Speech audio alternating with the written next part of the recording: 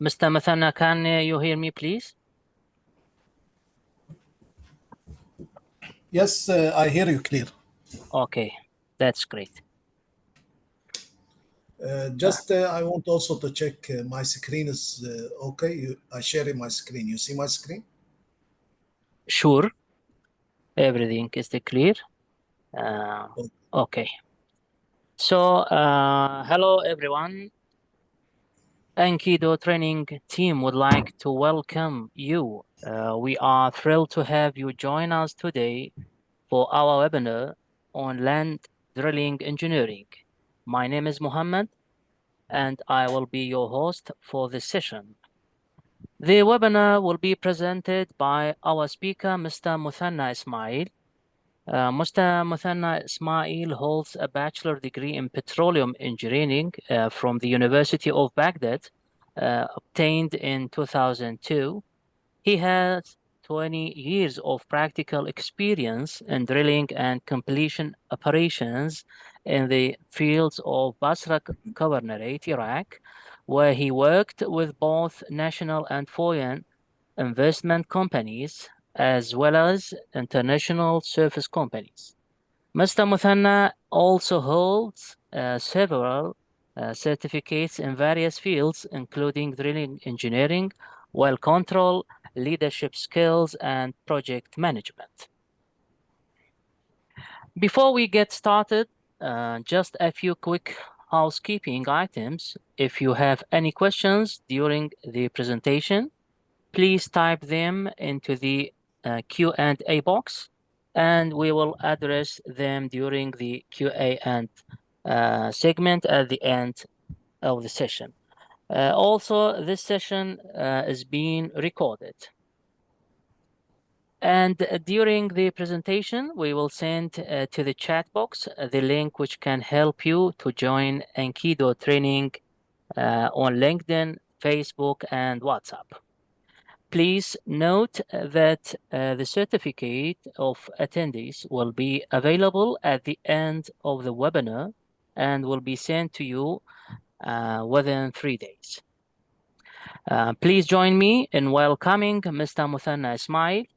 Mr. Muthanna, you can introduce yourself in detail, please. The floor is yours. Okay, thank you very much, Dr. Muhammad, for this introduction. I believe you very well covered most of my, let's say, CV in brief. Maybe nothing to add much, but yeah, I'm currently working in the, let's say, the sector of drilling and completion industry. All of my experience in Iraq and mainly in the south part of Iraq and in Basra Governorate mainly. So this is the I just wanted to make it let's say make it clear our subject for today's land drilling engineering or land drilling operation, because there are two types of drilling operation. It is either onshore or offshore, or what we call it land drilling. So this will be our subject today, and I wish that we will extend and spread some knowledge to everyone, and we can maybe exchange ideas, thoughts here. We are all of us. We are still learning. Learning path, it will not end. I'm personally, I learn every day something new. So you as well, I believe.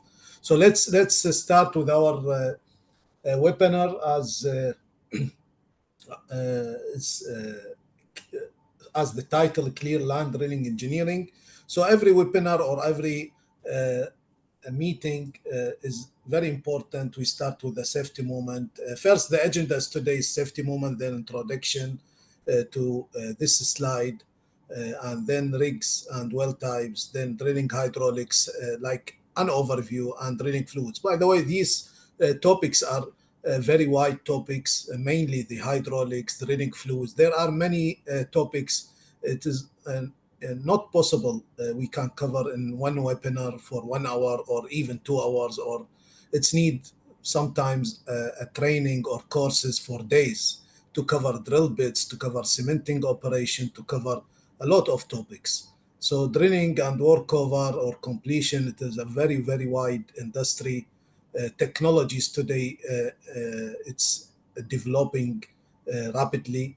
So we are. That's why I'm saying we are all learning something every day in this business. So let me start with a safety moment. Uh, and as usual, يعني in our business, every meeting, every thing we do, we need to share the safety culture to each other.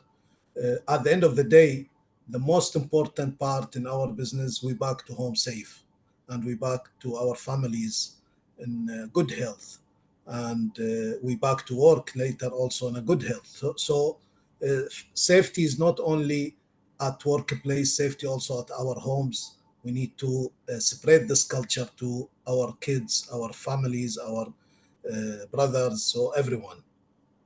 So I selected two topics for the safety moment today. So the first one is about the H2S. So H2S is very risky or very dangerous gas, or the hydrogen sulfide is very dangerous gas. It could be, it could lead for a death if we expose to a very high or a high concentration. We expose to high concentration of this gas. So this invisible gas also, it is a flammable over 4% concentration, heavier than air. Always it's يعني exists at the lower levels of at the floor. Extremely toxic and corrosive. The smell of this gas is like a rotten egg. So also it's killed the sense of smell after like if you expose to this gas for a period of time.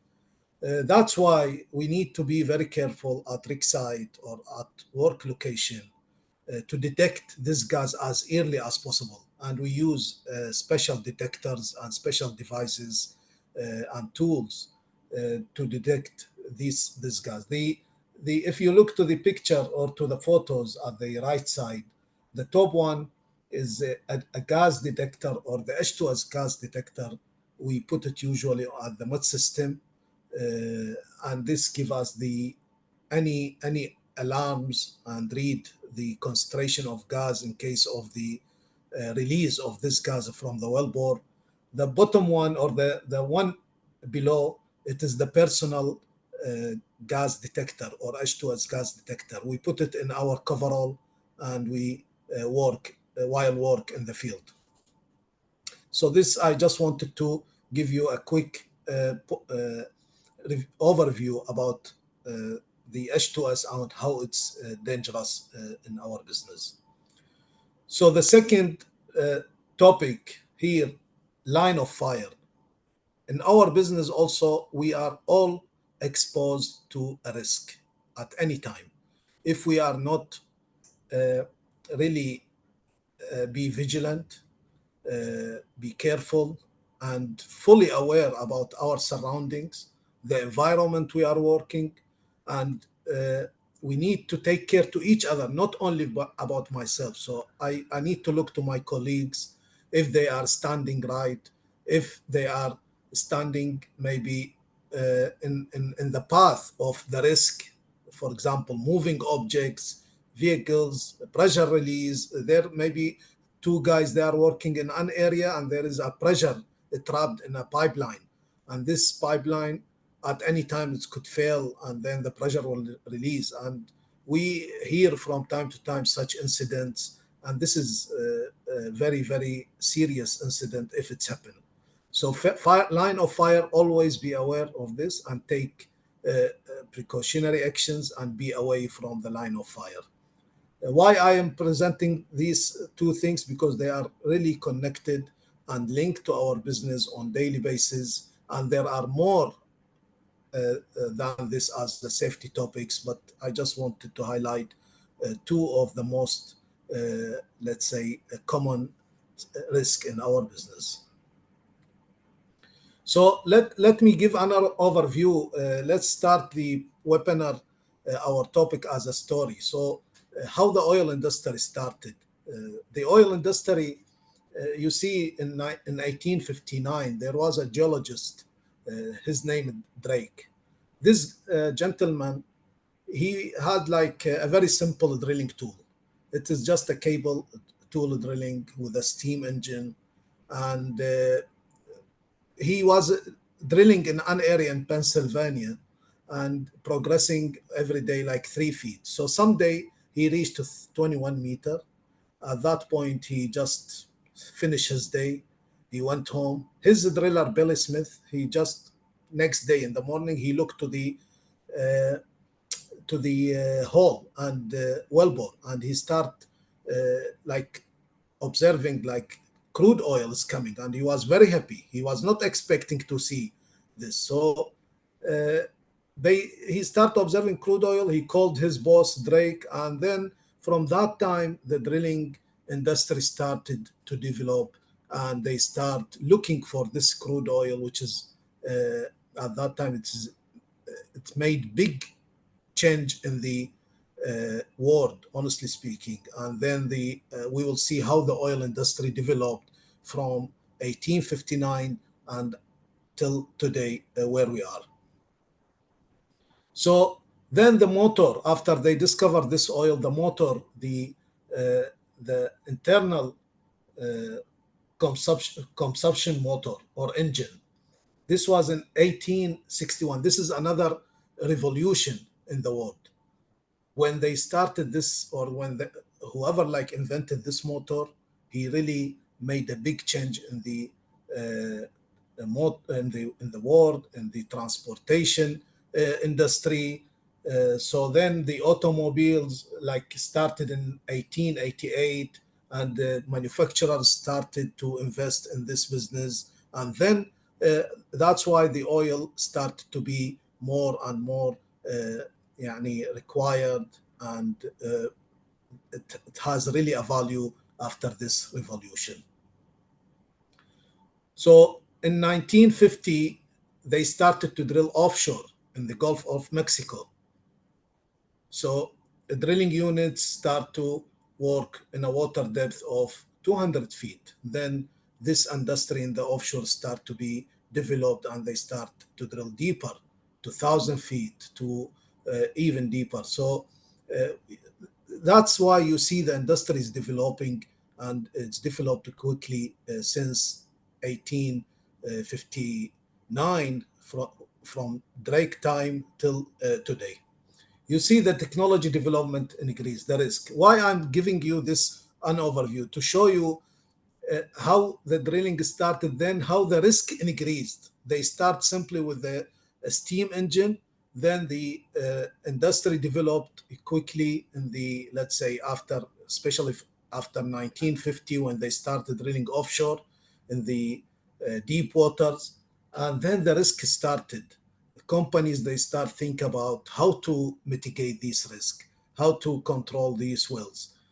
So developed in technology in different geographical areas, deeper wells, deeper waters, all lead to increase in the risk probability. Any risk, if it's happened, could lead for a catastrophic event. This will cost millions of dollars, it will cost the reputation of the company, will cost lives. People lose their jobs. So a lot of consequences beyond, or it could happen if the such risk occur. So here, the major industry incidents. I'm also, there is a purpose. I want you to understand these major industry incidents. That's why today the well control and people, they are taking, let's say, certificate. No one can work at the rig site as a well site supervisor or drilling engineer or workover supervisor, drilling superintendent, unless he has a certificate accredited by an institute like IWCF, like IADC. Why? this is required because of these incidents. We will see now. You see, in 1969, maybe this is not a drilling incident, but still an oil business incident in an area, Dos Quadras oil field. It is offshore. There was a blowout for a platform, 10 days period, 80,000 to 100,000 barrels of crude oil spilled into Santa Barbara Channel, Southern California. So it's a big amount of oil spilled in the water, and how much time they need to clean this water or to it is a big damage to the environment. Then another one in Montara. This is in Australia, Western Australia. This incident, they control it in November 2009. It took 75 days to control this incident. This was a blowout from a platform. So how they controlled? Finally, they drilled a relief well and they pumped 3,400 barrels of heavy mud to control this. But how much pollution to the waters happened? How much money they spent? Millions of dollars. And finally, if we all hear about Macondo blowout, Deepwater Horizon. This happened in 20th April 2010, ended 19 September 2010. So how many months? It's almost 5 months. 5 months, 87 days, let's say. They are, yeah, it's almost 5 months. But unfortunately, 11 lives lost in this incident. 4.9 million barrels of oil leak into the Gulf of Mexico. And honestly speaking, for years, the impact of this incidents exist in the Gulf of Mexico for years. And after that, I can tell you, after this Macondo incident, a lot of changes and development in the well control methods and the precautionary actions and risk assessment has happened. Big companies, they start looking into the well control in a different way after Macondo. So that's why today a certificate in well control, BOB's integrity, I mean the well control equipment integrity is very important. Not only a certificate to how to use this equipment, but how these equipments are good. We need to verify it and we need to make sure they are working properly. So the geology, the term this geology, it is a Greek word. It is earth and logia. So geology, it is it is words derived from a Greek word. So GE means earth and logia study. So this is the like earth study, let's say.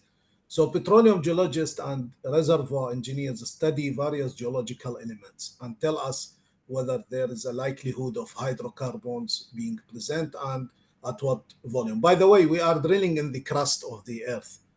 See, the earth has like 4 layers, let's say the major 4 layers, the inner and the outer and the mantle and the crust. So we are drilling in the crust, and the crust is almost nothing for the other layers. And but we still also we didn't penetrate the crust almost maybe 1% of two something like this of the crust. The crust also, it's a thick layer, but it is nothing for the other layers like the mantle and the inner core and the outer core. So study of the earth or the geology study is very important to understand the lithology and to understand the prospects and the probability of the hydrocarbon if it exists or not in the areas in our interest. So this is the rock cycle. So the rock cycle, it's start from this sedimentation it's changed to the cemetery rock, then it is metamorphic rock, and then it is melted, and the magma, after crystallization of the magma is changed to, or like yeah, it's being like igneous rock.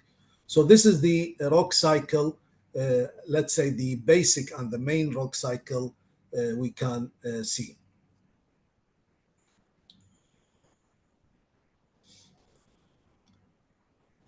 Here are the rig types.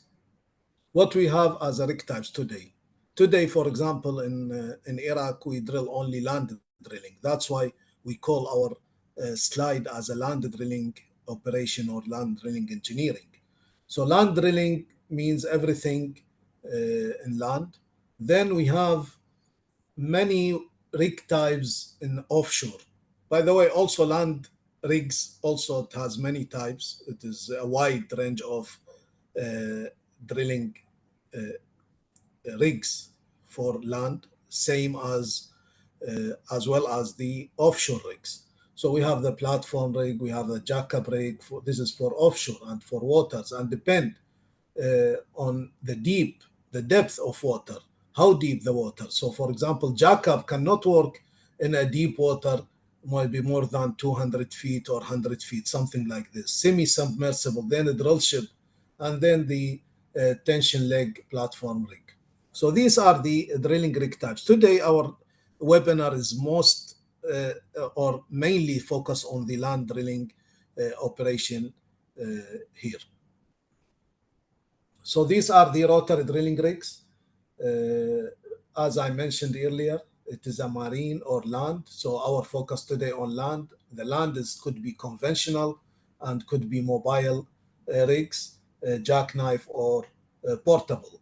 Here, also in Iraq, for example, mainly we work with the conventional. Conventional mean like a rig, I need to move it to somewhere to drill a well, then I do a rig move after I dismantle the rig to a small pieces and take it as a loads to the next well and rig up there on the next well and drill the well. So these are the well types. We understood or we explained the rig types. Now the well types. The well types, it could be in land or it could be in the water, in the offshore. They are same, let's say, in the design. Mainly the offshore the main difference between offshore and onshore is the rig equipment itself, not the drilling. The drilling is almost same. So, for example, well control equipment are different. The rig equipment is different, and some other items in the platform you will not find it in the drilling rig on land. So we have like a vertical well. We could drill a vertical well, which is, let's say, the most easy well. It's supposed to be. It depends on the also lithology and the risk associated to this well, downhole problems. Then we have a J shape and S shape and the horizontal. These are the main types of the wells we may drill in our business. There are maybe few other well types, but these are the main well types. And also these wells depend a J shape. What is the inclination of this J shape? It could be 40 degree, could be 30 degree, could be 60 degree. So as much as the degree increase, as much as the risk increase. 10 degree J shape or S shape, it is much easier to drill it than the 60 degree well type. So a deviated well, anything more than a 0 degree, it could be a deviated, mainly if it's exceed the 10 degree, then we can call it deviated. Most of the operators, anything below, let's say 10 degree, 7 degree, usually they call it vertical.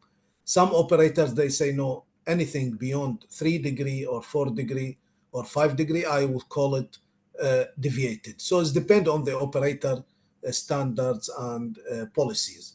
The horizontal drilling is a commonly used technology because drilling at an angle other than vertically can stimulate reservoir and obtain information that cannot be done by drilling vertically. So why companies they drill horizontal wells? Uh, Also, horizontal wells they are much more expensive than the vertical or deviated wells. It's need specific technologies, it's need specific practices, and it's need a lot of investment to drill a horizontal drilling well. So, uh, but at the end of the day, horizontal drilling also has a benefit. Depend on the if the reservoir, for example, with a low permeability, then horizontal drilling could be a solution. If the uh, field has a very limited infrastructure or the area in the field, it has farms, it has a town, let's say, or village, and then they cannot drill more than 5 wells there, or they cannot drill more than 1 well, let's say, and they want to produce equal to a 5 wells or 6 wells, then they will drill a horizontal well uh, under or below uh, this obstruction at surface. So exploration wells, we have like 3 types of the objectives from these wells, whether we understood the type of wells, like it could be S shape, could be J shape, could be uh, vertical or horizontal. But what are the objectives, the main objectives? The objectives or the classification of these wells also it has 3 classification. It is either exploration or appraisal and development. Exploration and appraisal, they are almost same, but the only difference, the exploration, when I drill a well a first time in that field, let's say, most likely it will be the first well in that field. Appraisal well, I drilled a well before that as exploration. Now I need to further assessment to do further assessment. The appraisal well here, I understand I knew the lithology. I knew the risk, some of the risk. Why? Because I drill exploration wells.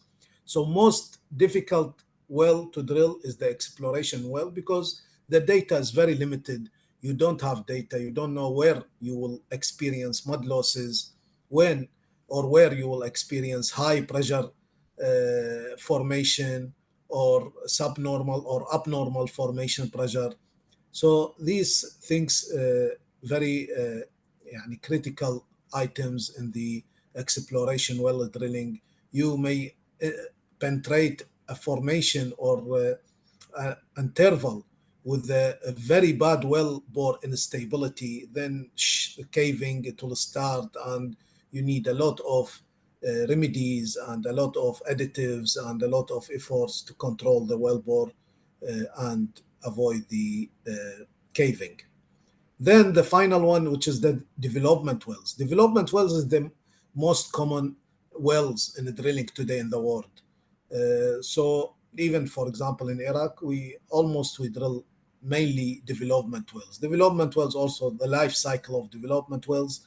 Usually it's stay longer with the operators than the other well types. Mainly the appraisal well is the or the exploration wells, it is shorter time. It's their life cycle. So the objective of the development wells is to produce, to do like a lot of things in also for injection of water. It could be a development well. We can consider it as a development well. Why we inject water, why we inject gas is to let's say what we call it the secondary recovery. We motivate the reservoir to produce or to improve the production of the reservoir. This could happen after years of production. Then I need the to start with the water injection to increase the production from the field. Well, objectives. Now, I ask, for example, my engineers or the operator ask for to drill a well, development well, or any well. So every well it has objectives, specific objectives, why we need to drill this well. So this well, usually in the drilling program, every drilling program has a well objectives. The well could be drilled to this depth with this, let's say, coordinates. There is a coordinate XY for the reservoir and for the surface. So if the reservoir and surface, they are same coordinates, then this well is vertical. If you look to the coordinates and they tell you at surface the coordinate XY, there are system and numbers for this XY coordinates. If you see the surface and the uh, reservoir same coordinates, then this is a vertical. But if there are differences, then this well is a directional well. It could be S shape or horizontal or J shape. Then this is defined in the drilling or well objective. So the well is to deliver, for example, a production from let's say a formation called Shu'aiba, for example. The well also to evaluate the other formation. These are part of the objectives. The well also to collect sample from X formation and so on. So this need all to be listed in the drilling program. Then based on this, our drilling engineers and geologists and the whole team will start working on design of service and the drilling program to drill this well. So we almost touch base to why we are drilling horizontal wells today. So vertical wells could be not efficient financially or successfully could be drilled, economical wise. That's why we need to drill horizontal. And I mentioned this in earlier, a few minutes ago. This could be a low permeability. Operators, they probably develop a reservoir with a significantly smaller number of wells, better than drill 20 wells. Maybe they drill only 3 wells, and this could be also cheaper for the operator to drill 3 horizontal wells, especially for a thin reservoir. The horizontal wells is better in terms of production. So it depends. There are many factors why we need to drill horizontal. Horizontal well is not something we can say, yes, let's drill a horizontal well, because it's expensive well. But if there is a justification and there are some points, we look into it and we see, yes, a horizontal well will add the value to the field, will add the value to my studies, then yes, we will drill a horizontal well and invest this money.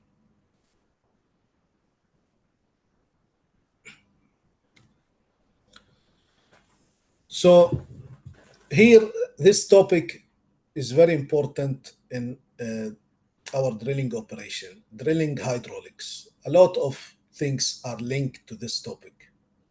Drilling hydraulics, it could make your drilling and well successful, and could make it very bad. Let's start with the some understanding about the fractional pressure loss through the surface equipment and through the downhole equipment. This is the, let's say, this is the life cycle of the pressure, how it's lost in the system. This start from the surface equipment, then it goes to the mud pump, to the standpipe, and to the well. It's pumped to the well, and in the well there are string. There are downhole tools, including the drill string. I mean the drill pipe, the drill colors, heavyweight drill pipe. So every step for the drilling fluid, every new section in this system, drilling fluid will lose part of his pressure. So for example, whatever I read at the mud pump pressure gauge, like 3000 psi, this is the pressure loss across the system. Maximum pressure loss, it will happen at the mud, at the drill bit. Why at the drill bit? Drill bit has nozzles, so the pressure loss 3000 psi, for example, if I see at surface at the pressure gauge, almost 30, could be 40% of this pressure loss happened at the drill bit because of the nozzles, depend on the nozzle size. So understanding this principle of the pressure loss is very important. Why?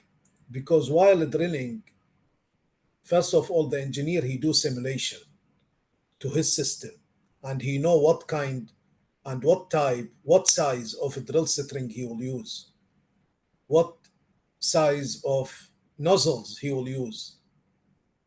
Then he ran his hydraulics. Today, hydraulics are something we can do it with software. In the university, maybe we do it by hand. But honestly speaking, today nobody do these calculation by hand. In a service company or in an oil field, you have a software, you can input data, and then the data, the software will give you the result. So the engineer, if he find in his simulation 3000 psi, the pressure loss, or he should read as a pressure 3000 psi at surface, then in reality, he see the DSV or the well site supervisor, he called him and he said, my pressure is 2500 psi. Then there is something wrong. Most likely there is something wrong. We need to verify. If we neglect or ignore this observation from the well site supervisor, then probably we will end up with a big problem. It could be a phishing. Why? Because where are the missing 500 psi? The 500 psi, maybe there is a washout in the string. And this washout, if I don't detect this washout early, this could develop to a cut in the string, a failure in the string. Then I leave a BHA or a drill string in the hole. And this a very common, let's say, risk in our drilling. These drill strings, BHA and the drill pipes, they are exposed to a very severe stresses downhole. They are drilling to depth 4,000, 2,000, 3,000, and day by day without non-stopping. That's why we are calculating for rotating hours of these rotating hours or operating hours for these items. Then there is a criteria for inspection.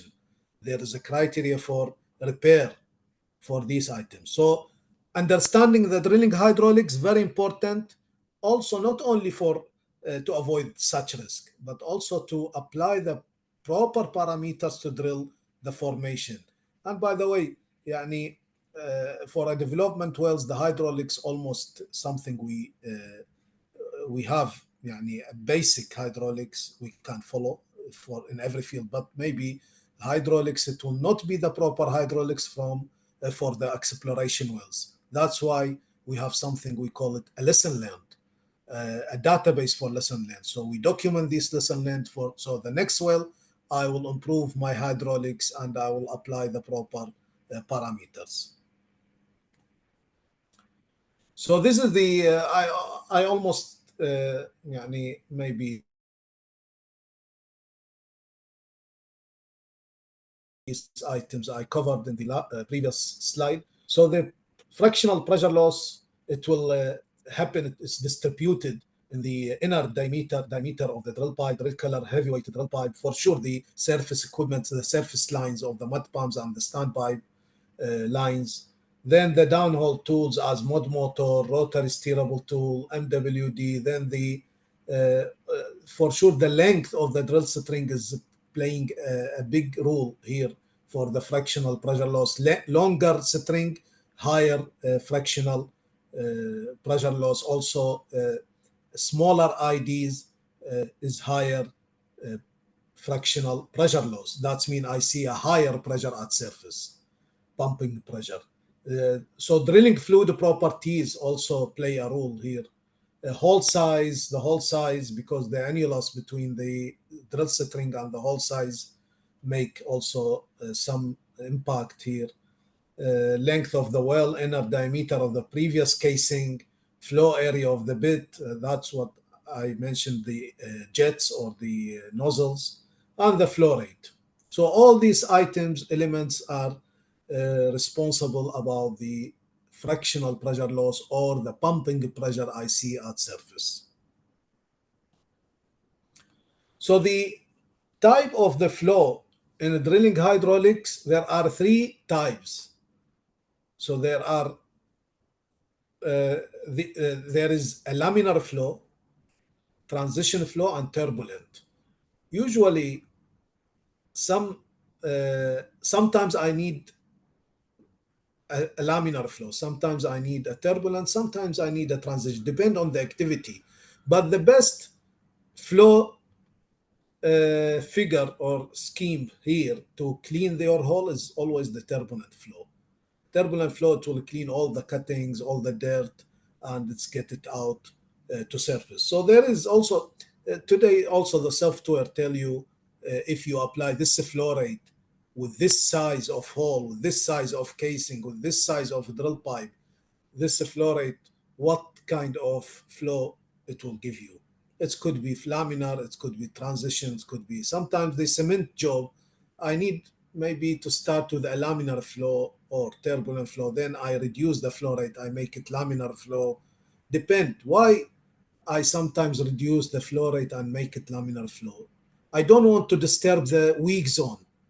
There are many weak zones maybe I have in the section, or at least one or two. I don't want to disturb this weak zone. If I disturb them and I induce mud losses, then I will be in a big trouble, especially when I do a cement job.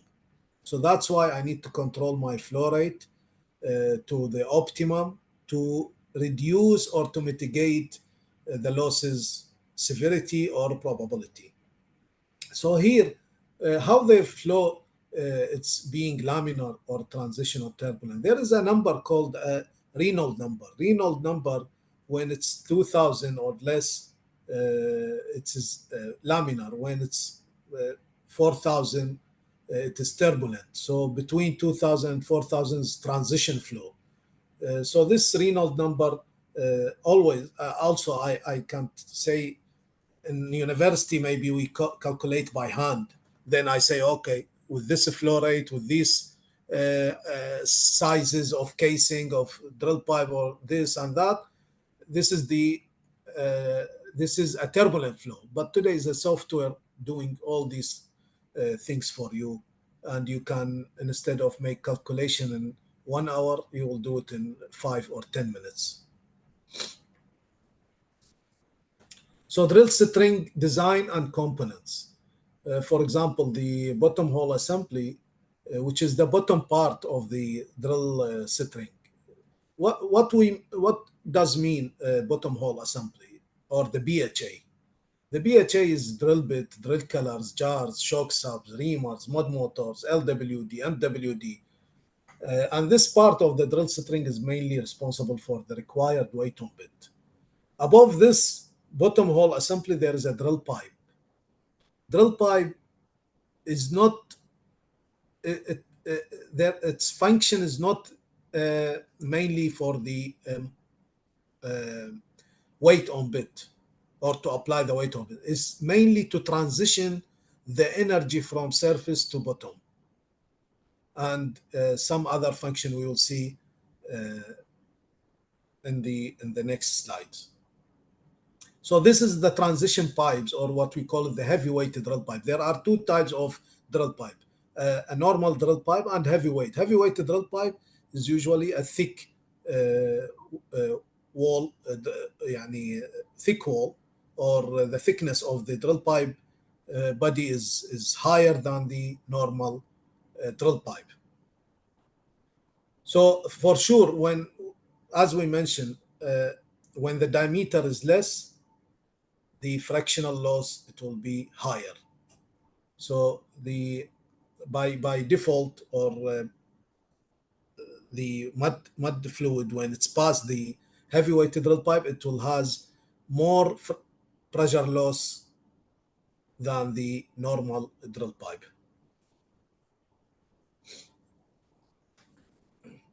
And the engineer, when he designed his string, he need to make sure there is a good transition point. What we mean the transition point, and what is the reason we put the heavy weighted drill pipe. Again, it is not also for drill weight on bit. That weight on bit is it is a function of the drill color mainly. The drill color give me the weight on bit, but the heavy weighted drill pipe, it will transmit the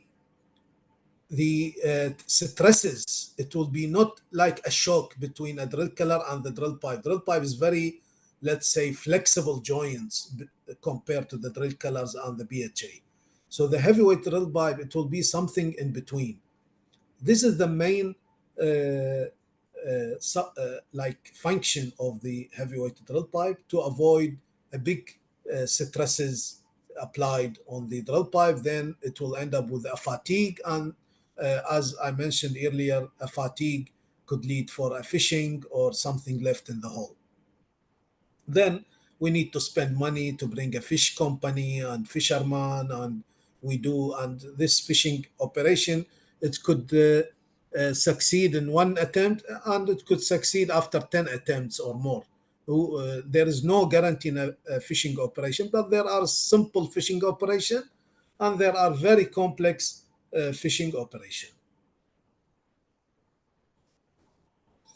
So this is the drill pipe, how we identify the drill pipe. It is from the body OD, from the nominal weight, from the minimum yield strength, and the tool joint type, the connection thread, the classification. We will see in the next slide what we mean in the classification. So the drill pipe usually is the longest component of the drill string. And as I mentioned, the drill pipe component is generally described by the OD, nominal weight, and pipe grade type of the tool joints. However, this section of the drill string is mainly responsible to transfer the energy and transfer the mud or the drilling fluid from the top to the BHA and to the bit, and transfer the rotation or the RPM we apply from surface, or we apply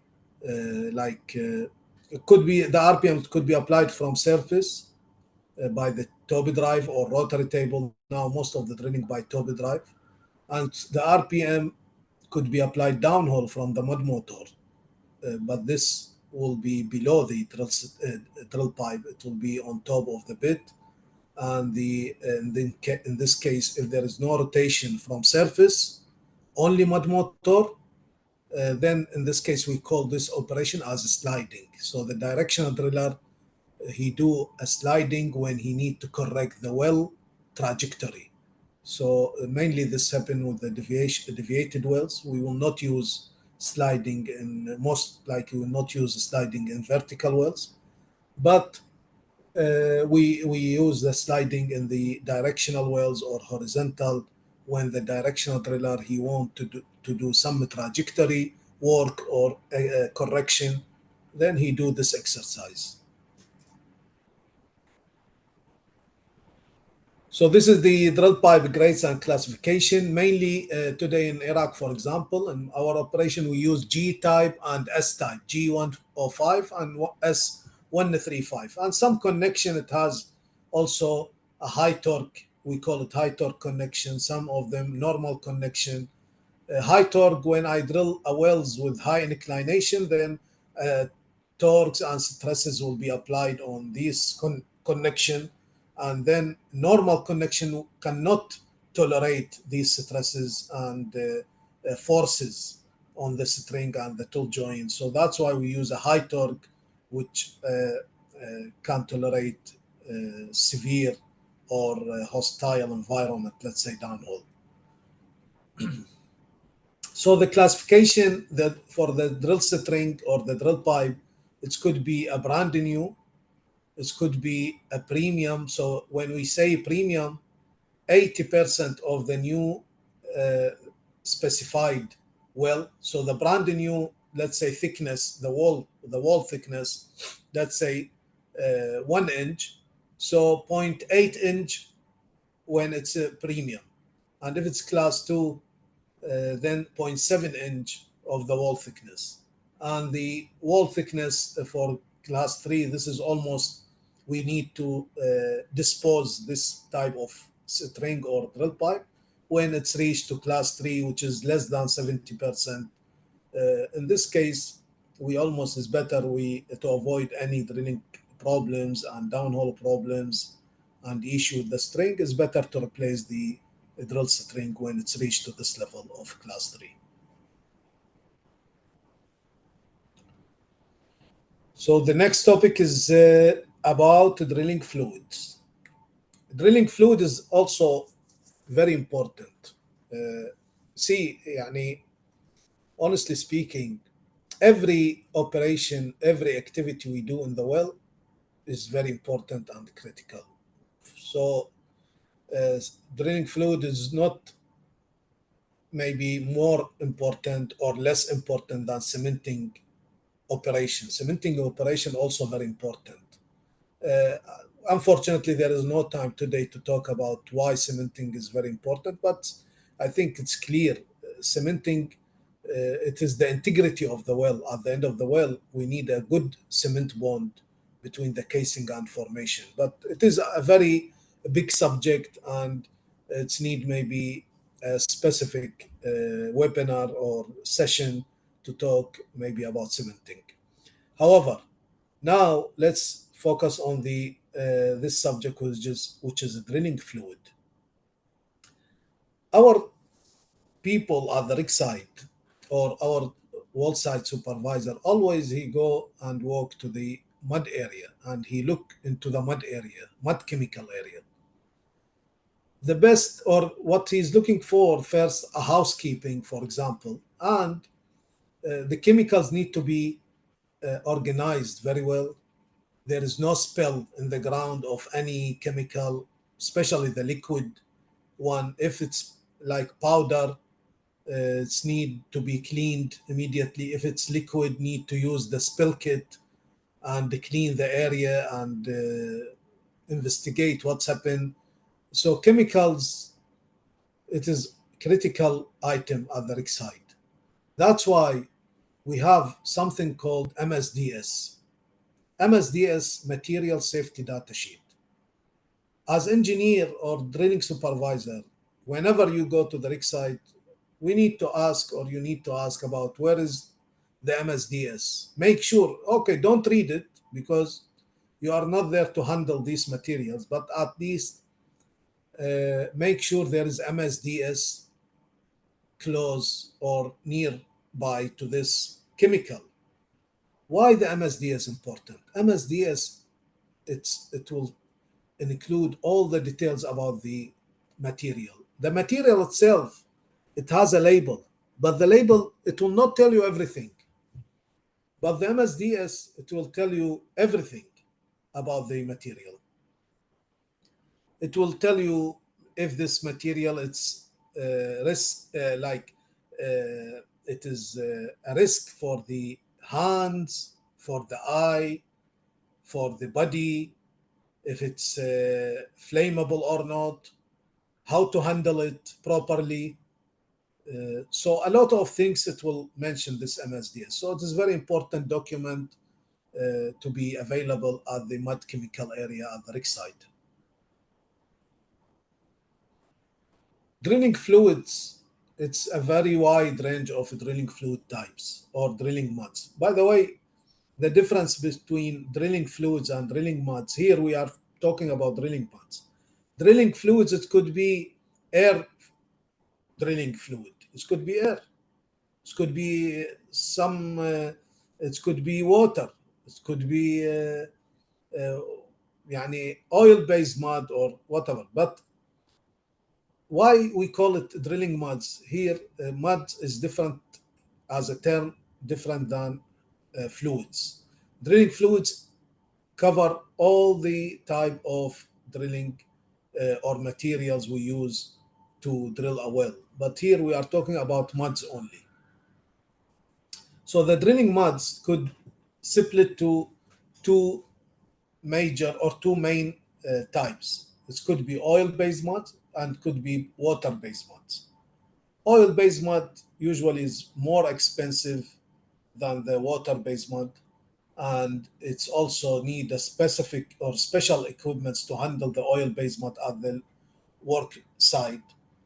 Not like a water-based mud, because oil-based mud it will be always يعني environmentally need to be careful how to handle this uh, oil type, while water-based mud is still for environment is need some specific measures to take to avoid environment damage, like but it is less than the measures are less than what you need for oil-based mud.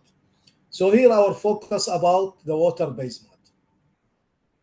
Water-based muds could be polymer muds, could be a very simple mud, clay or gel muds, and could be inhibitive or non-damaging, and could be dispersed or non-dispersed. So when we say non-damaging here, mainly the operators, field operators, the field owner, when you drill or when we drill the reservoir, he will ask for a reservoir friendly drilling fluid. So he doesn't like to damage his reservoir. That's why we drill a reservoir with we call it solid soluble fluids. So we can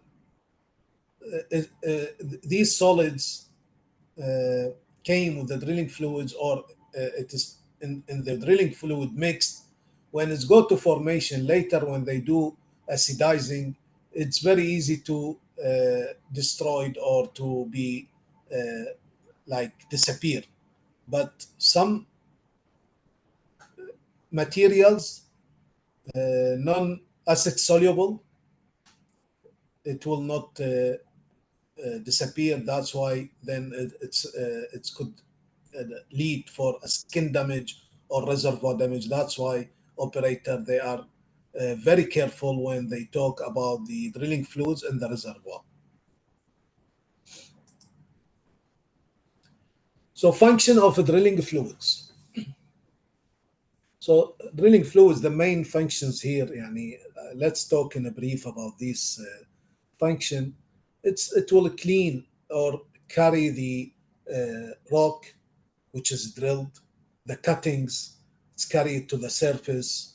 Usually, we need a good properties for drilling fluids like viscosity, gel, and density to control the wellbore.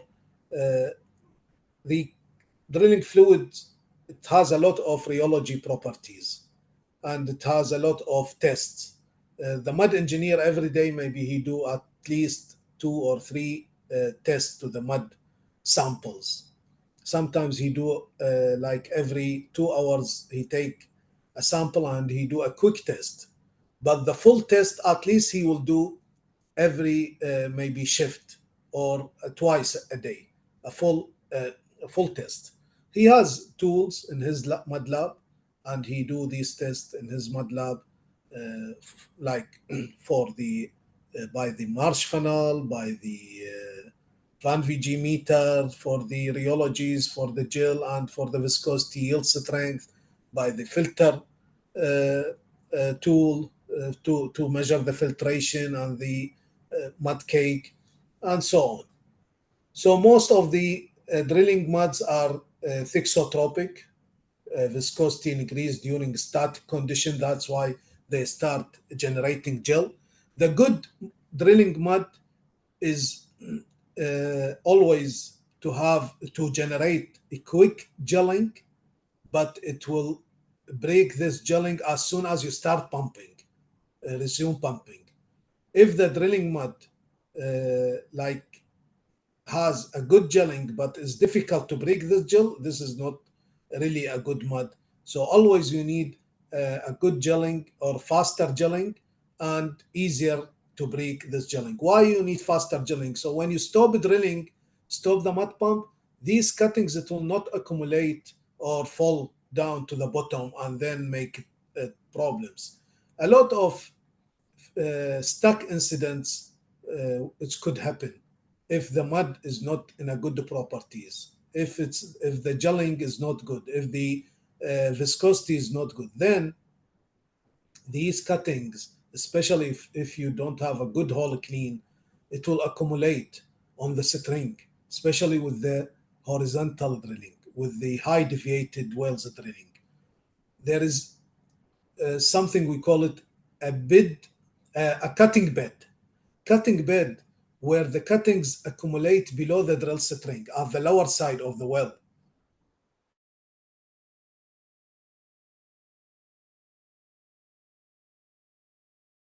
In the horizontal section, this is the worst area. Is clean and you have the best properties, you have the best flow rate, and this section, especially the horizontal or the highly deviated section, is clean before you stop your mud pump. Sometimes I need a high RPM to clean the well bore with the high flow rate. Then I will clean the well bore in a good way. So high density fluids may clean the holes adequately. So sometimes I need a high dense pill. This, as I mentioned, mainly maybe in the horizontal wells, in the horizontal section, the high dense pills, it will help to clean the hole better. But sometimes I cannot use the high dense pill in some intervals. Why? Because I have weak zone. Weak zone, if I use the high dense pill and then the ECD increased, then I induce losses. And instead of I do something good to the well, I will make something bad to the well. So it's need a lot of consideration and designs to consider a high dense pill or normal pill.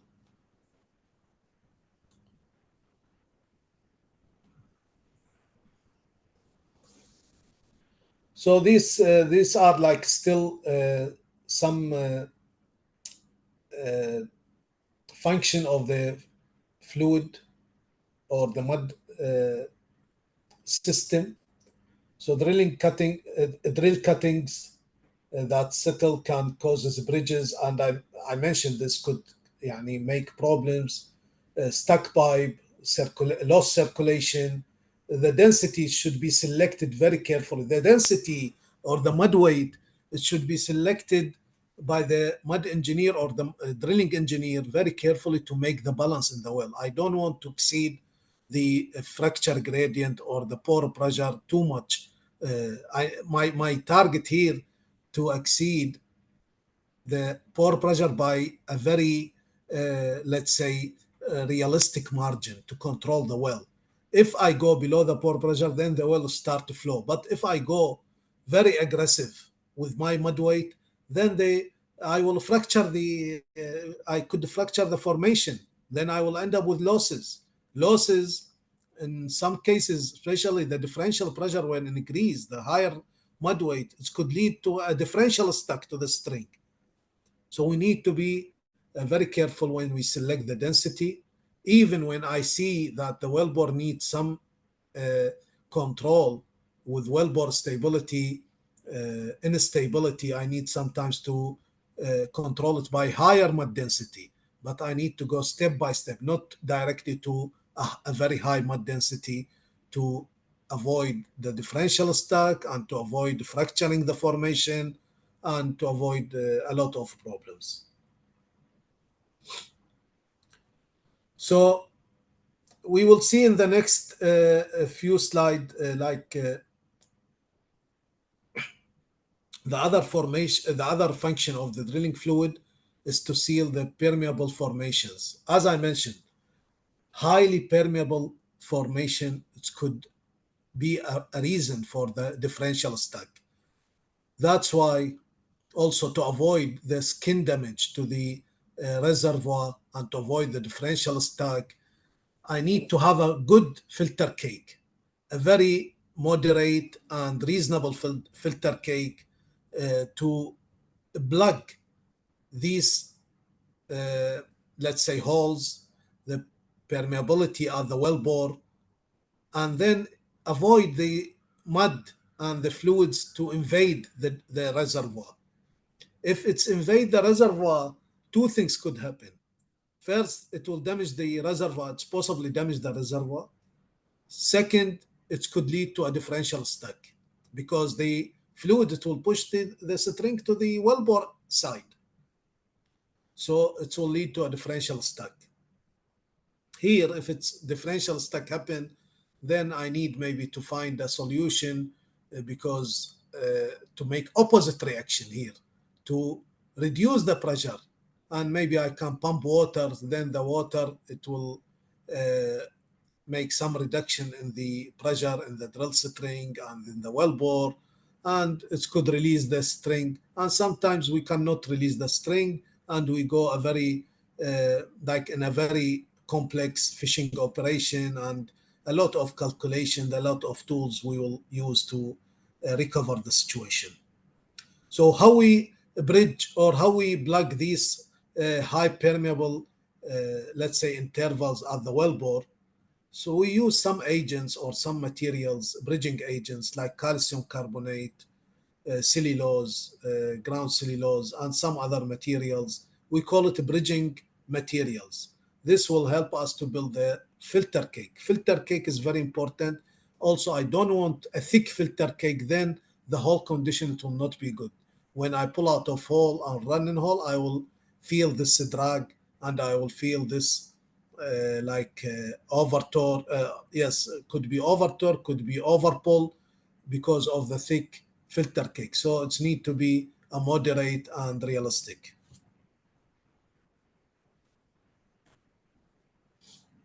Wellbore stability. We spoke about the wellbore stability. So sometimes in the sandstone, for example, sandstone is very soft sometimes. So it could lead to a big caving in the sandstone, or for example, dolomite.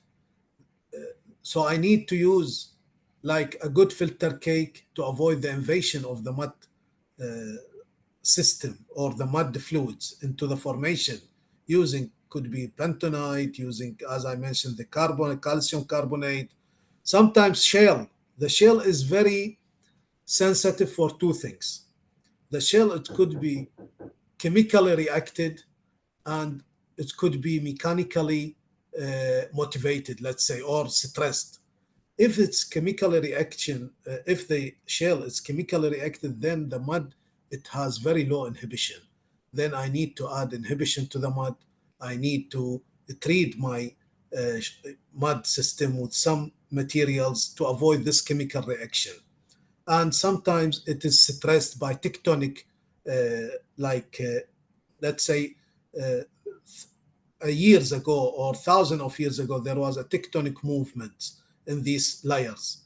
Then there is a stress. This one is very difficult to control, but here to control it is the best way is the mud weight I can increase to control the mechanically or stressed shells in this interval. We will see in the next slide some photos and how to recognize the caving or the shell, whether it's chemically reacted or it is a splintered caving from a stressed like shell. So on the right side, you see the rock chemical interaction. It is usually the big pieces like circular.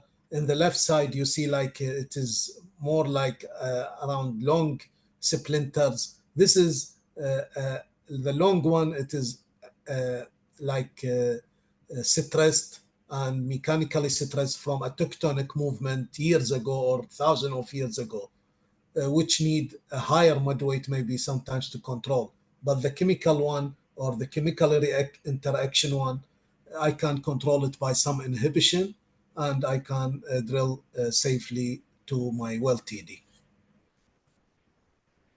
So minimizing the formation damage, we already discussed this. We need to be careful when we select the mud system, the mud densities. So at the end of the day, I don't want to, and also the operator, last thing want to see is to damage the reservoir here, because sometimes even with acidizing, we cannot get a good production from this well. So a good reservoir, for example, produce 3,000 barrels per day. Uh, with a damage in the reservoir, we may produce only 1,500 barrels per day. This is a big loss to the operator. So we need to be careful when we select the drilling fluid to drill a system, a well. So cooling lubricant, another function. So it's always to lubricate the downhole tools and cooling, because a lot of stress is stored, and the heat generated without, you can imagine, without this lubrication and cooling, it will be melted, these tools, with the heat generated downhole. Transmit the hydraulic energy, we already discussed. And yeah, I think we already covered this section. And finally, this is the last slide.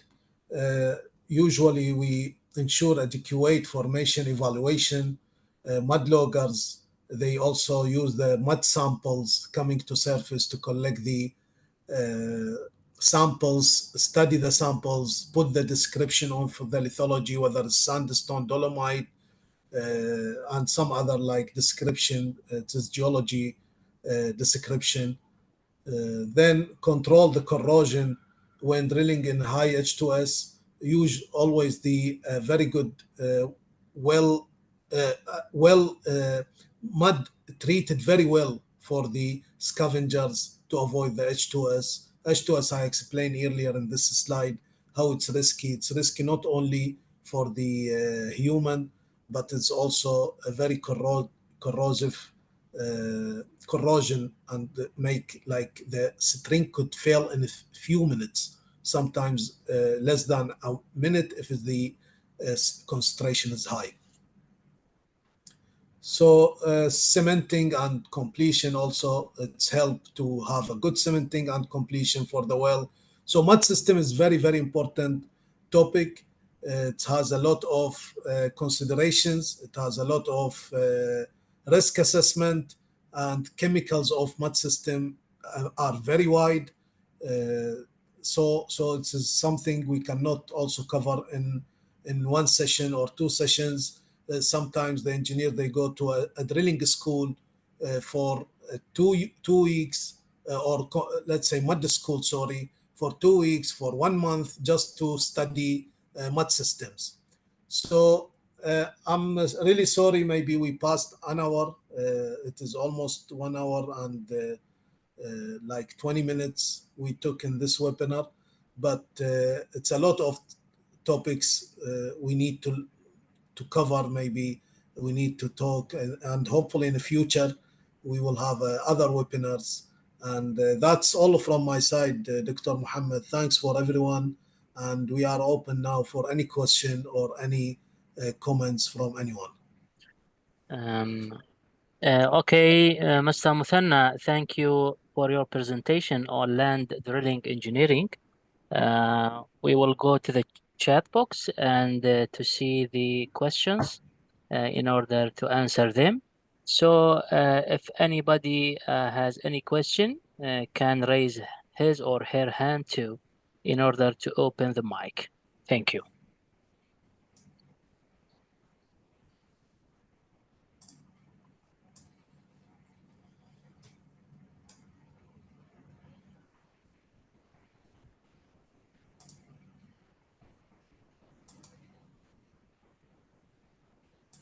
Mr. Muthanna, can you see the questions in the chat box? Okay, could you explain what is the cost of heavyweight compared with? Yeah, let me check just maybe. Okay, let me start with this question. What is drilling mud circulation in hydraulic drilling? What is drilling mud circulation in hydraulic drilling? So this يعني mud circulation is to circulate the drilling mud from surface to the wellbore and from wellbore to the surface. So it is a full cycle. So we discuss and we explain the functions of the mud and the drilling fluids. It has like a bunch of service or functions, this drilling fluid. So yeah, basically it's from surface to surface, and the mud types depend on the practices and the application of the what we want to use. I think there is Muhammad Mohsen has a question. If you open the mic, Dr. Muhammad, for Muhammad Mohsen, so he can ask a question. Okay.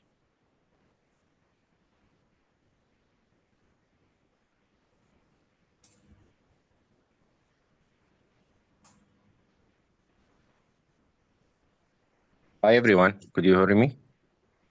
Sure. Yes, go ahead. Go ahead.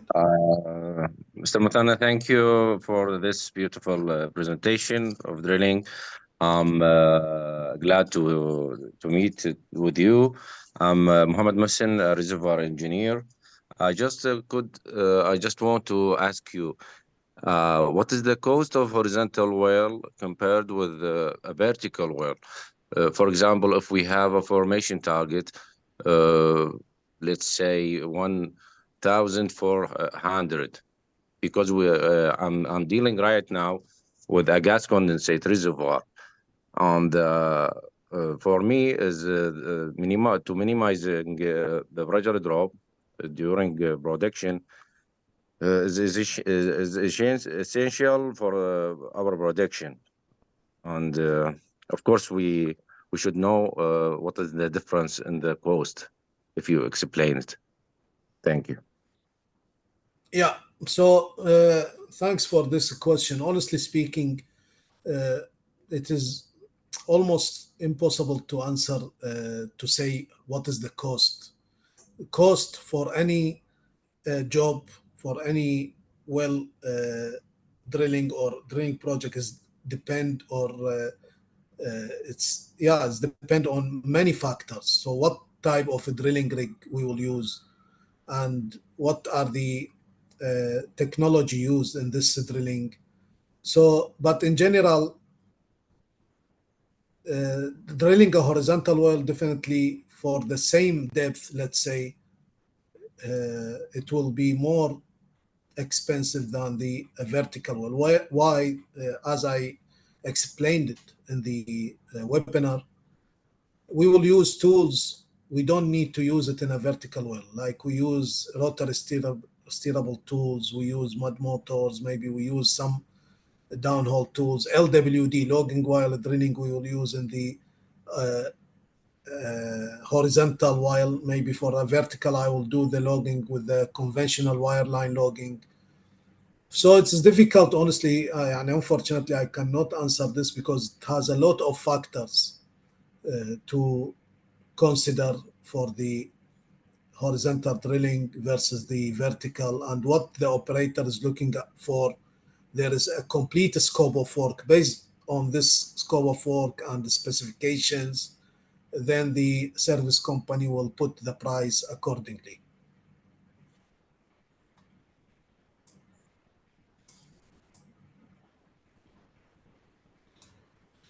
So here another question. Another question, as you mentioned, that two factor one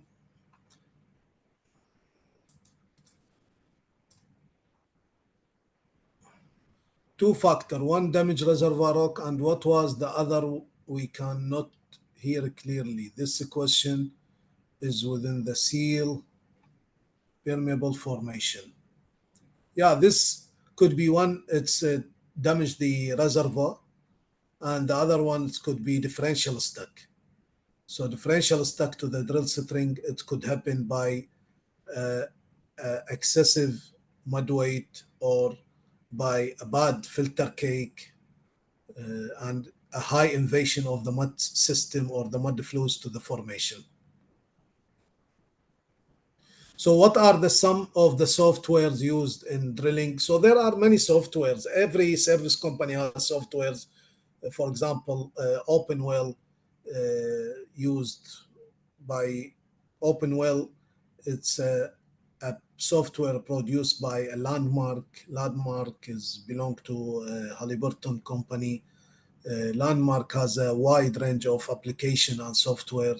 It could be for well planning, for could be for hydraulics and well directional well plan and casing stress check, or they call it stress check for casing design. So a lot of softwares, and many companies they have also softwares like this.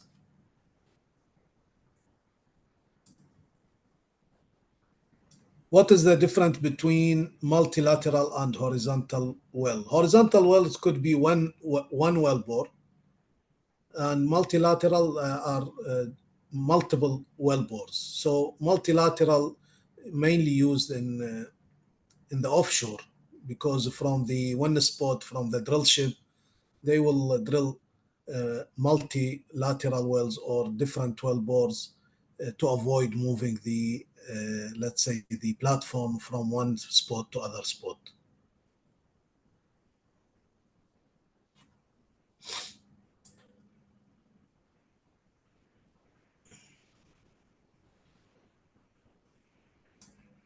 Okay, any other question?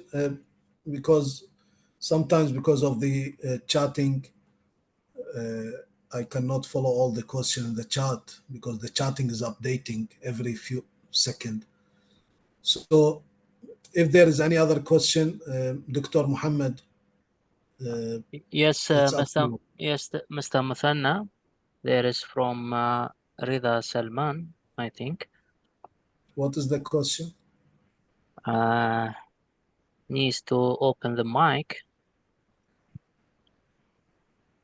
in order. Okay. Yes, please.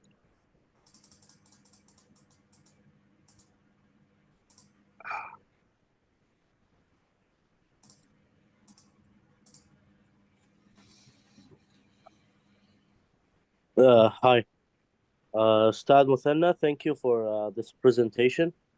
And also, I would like to extend my thanks to Ankidu for this nice presentation. Mr. Muthanna, I just wanted to ask you and take advantage of your presence here and experience drilling in Basra city.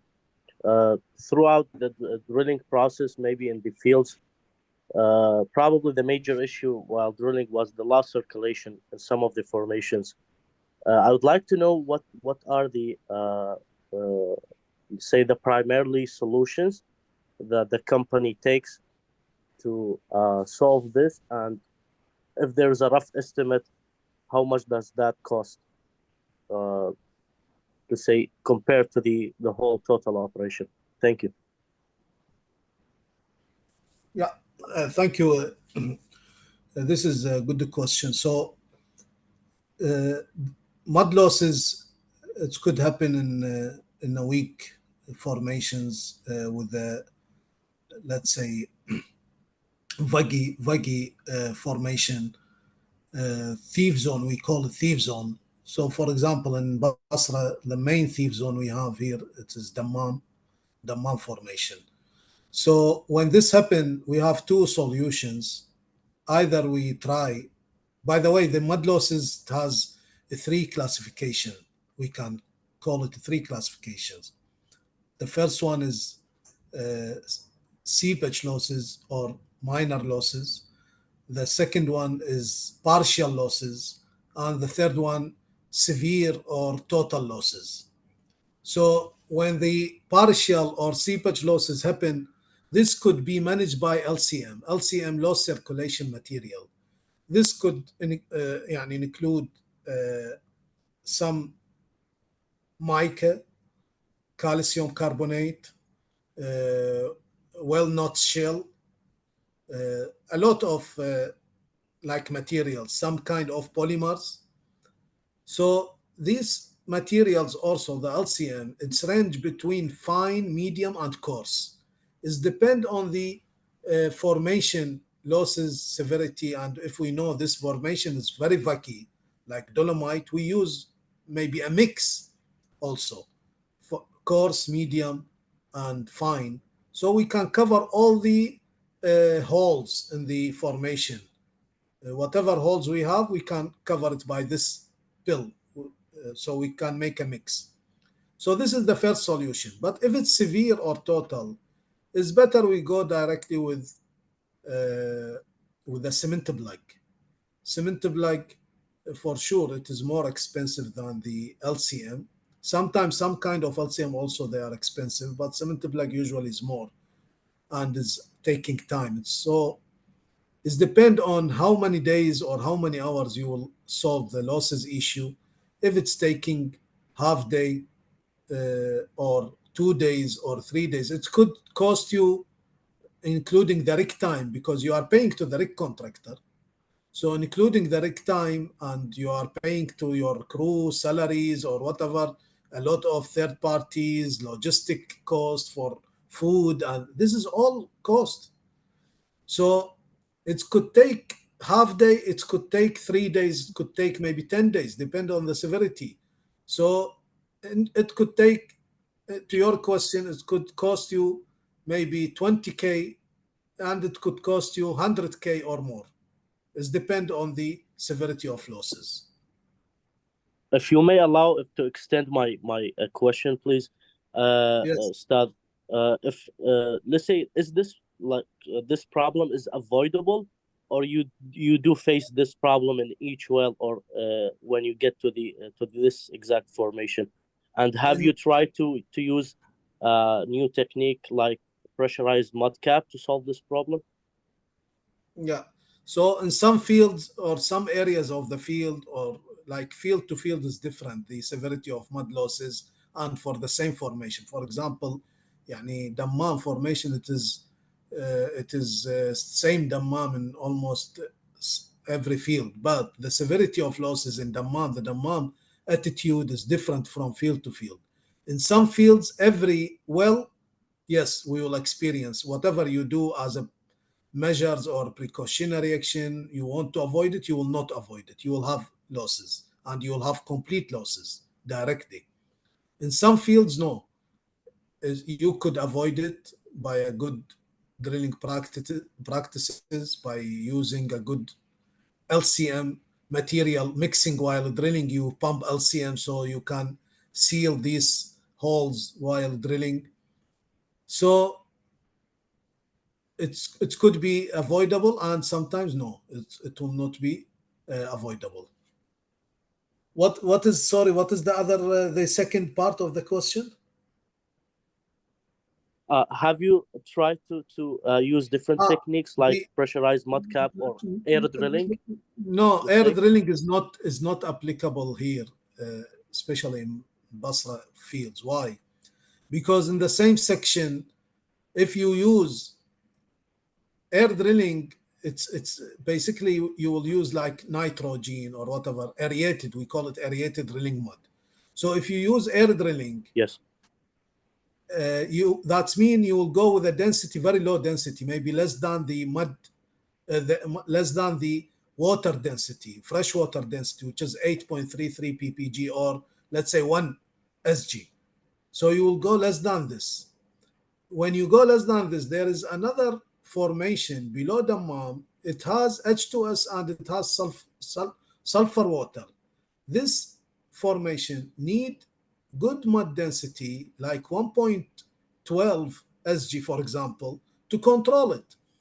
So what is the benefit? You go with aerated mud to solve dammam, and then you will have a kick, well kick, or blowout of the from another formation below dammam to surface. So that's why it is not here, because in the same interval you have 1 weak zone and 1 pay zone. So it's difficult to use this MPD or managed pressure while drilling. That was very informative. Thank you, Ustad Muthanna. Yeah, you're welcome. Okay, thank you, Mr. Muthanna, about answering the questions. So at the end of today's webinar on land drilling engineering, dear attendees, we value your feedback on chat box, please.